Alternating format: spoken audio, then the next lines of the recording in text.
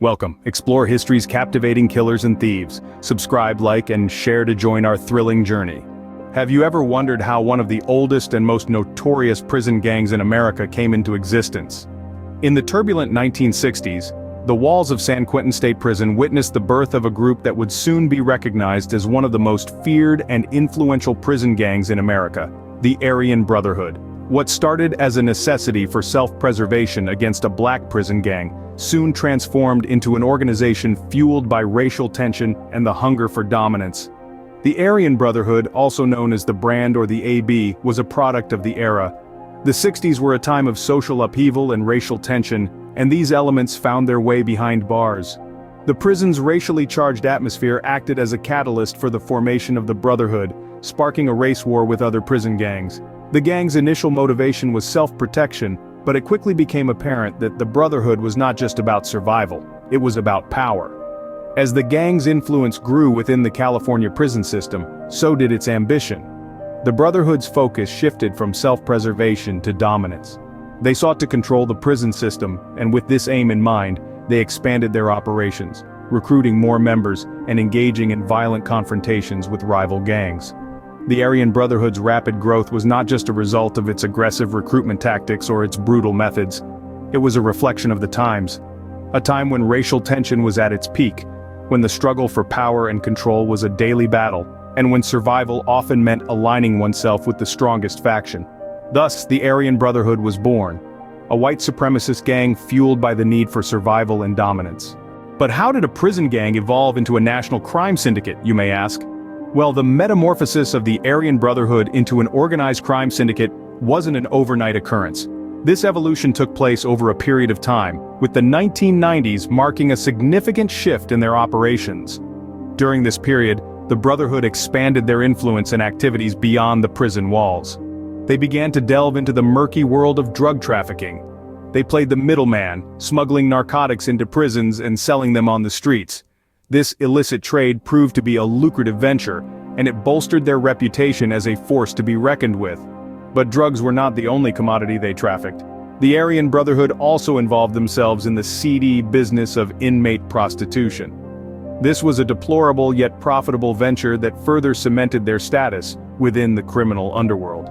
Extortion was another tool in their arsenal. Both inside and outside prison, they used fear and intimidation to extract money from individuals and businesses. They became adept at this form of coercion, and it became a significant part of their criminal activities. And then, there was a murder for hire. Yes, you heard it right. They offered their services as hitmen, ready to eliminate anyone for the right price. This was a grim testament to the lengths they were willing to go in their pursuit of power and money. Throughout the 1990s, the Aryan Brotherhood's influence grew to such an extent that they surpassed the American Mafia in terms of power. This was no small feat. The Mafia had been a dominant force in organized crime for decades, and for the Brotherhood to surpass them was a clear indication of their growing power and influence. So the 1990s marked a significant shift in the Aryan Brotherhood's operations. From a prison gang, they had evolved into a full-fledged organized crime syndicate, involved in everything from drug trafficking and extortion to inmate prostitution and murder for hire. They had become a force to be reckoned with, both inside and outside the prison walls. As the 90s rolled on, the Aryan Brotherhood had transformed from a prison gang to a formidable organized crime syndicate. Ever wondered how the Aryan Brotherhood identifies itself and maintains order within its ranks? As with any organization, structure and identity are key elements that allow for functionality and recognition. The Aryan Brotherhood is no different. The organization's structure is hierarchical in nature. At the helm, there's a 12-man council, acting as the governing body of the Brotherhood. This council is responsible for making key decisions and setting the overall direction for the group. But the real power lies within a select group of 3 men, also known as the Commission. This trio holds the reins, making the final calls on the most critical matters.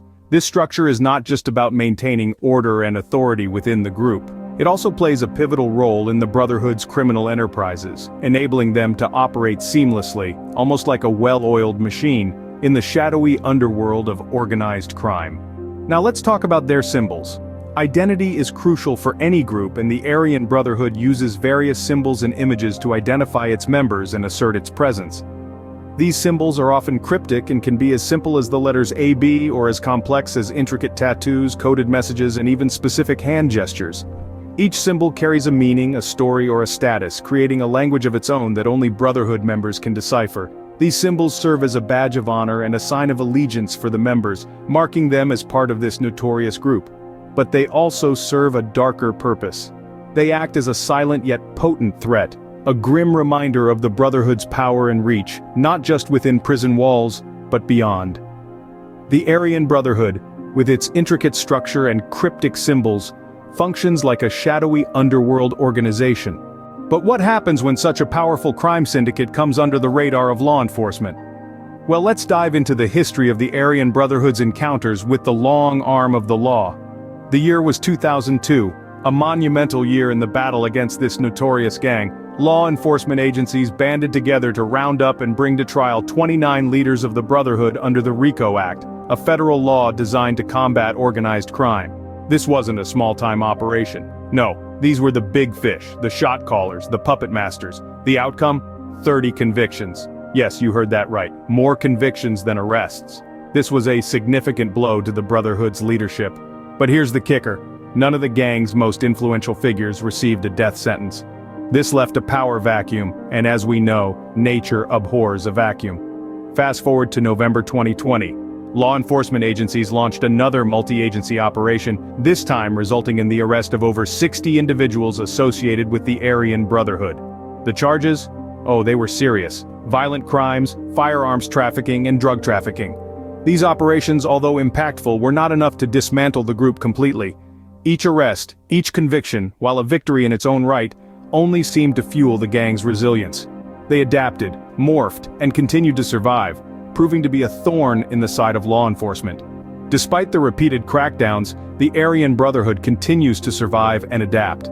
This is the chilling reality of dealing with an organized crime syndicate like the Aryan Brotherhood. It's a game of chess, and the next move is always critical. Where does the Aryan Brotherhood stand today, and what drives them? The Aryan Brotherhood, also known as the Brand or the AB, remains a powerful force both within and beyond the prison walls. Despite law enforcement's best efforts to dismantle this organization, estimates suggest that the Brotherhood now boasts between 15 and 20,000 members. These individuals are spread throughout the United States, both inside and outside of the prison system. This neo-Nazi prison gang and organized crime syndicate has evolved significantly since its inception. Originally formed for self-protection against another prison gang, the Brotherhood has morphed into a major white supremacist crime syndicate. Today their activities go far beyond the confines of their original purpose. The Brotherhood's operations now extend to drug trafficking, extortion, inmate prostitution, and even murder for hire. They have proven to be a formidable and ruthless organization, willing to do whatever it takes to maintain their power, influence, and importantly, their income.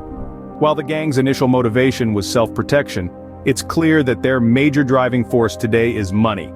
The pursuit of wealth has led them to commit a myriad of crimes and has fueled their expansion beyond prison walls. The Aryan Brotherhood is no longer just a prison gang, but a national crime syndicate with its tentacles reaching into various illicit activities. The Brotherhood's transformation is a chilling reminder of the potential for organizations founded on hate and violence to evolve into something even more dangerous. It's a testament to the power of greed and the lengths people are willing to go in their relentless pursuit of money. The Aryan Brotherhood, born out of a need for self-protection, has evolved into a major white supremacist crime syndicate driven by the relentless pursuit of money.